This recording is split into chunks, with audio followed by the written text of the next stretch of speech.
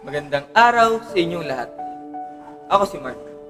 Ako yung tipo ng tao na mahilig magtanong, mag-isip, muling magtanong, puno ng pangarap, ngunit laging naiiwan sa mga sagot na wala.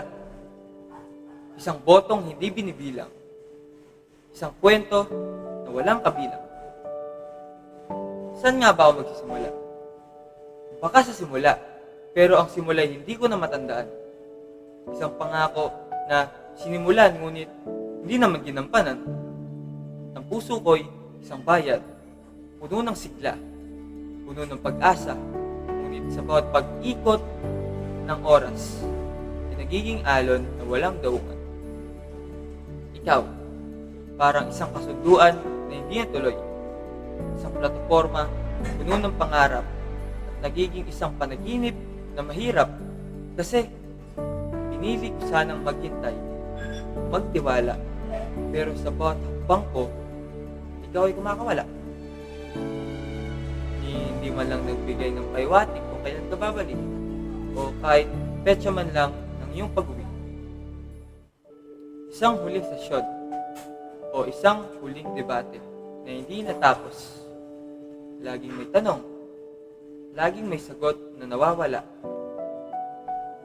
Kasi kahit sinubukan kong mangyaring mali, ay hindi ko na kayang itama. Dahil sa dulo ng lahat, ang puso ko'y isang batas na hindi na isa batas, isang pangako na hindi natupad na kahit ipilit ko man ay walang mapapadpad. May pagkakataong inisip ko, baka ganito talaga ang mga relasyon. Pinipilit nating magtagumpay, magtulungan, ngunit sa uli ay nauurong at lumilisan. Ngayon, ako'y naglalakad ng mag-isa, tinutuklas ang matanong, ngunit kahit isa, wala. Walang kasagutan. Ang puso ko'y tila isang halalan na hindi tapos. Bilog ng buhay na lagi na lang kapos. Mahal kita pero wala nang balota, wala nang boto o kahit ano pa, at ako'y naiwan na lamang naghihintay at umaasa. Minsan, ang pinakamalupit na pangako ay ang mga hindi ginagampanan.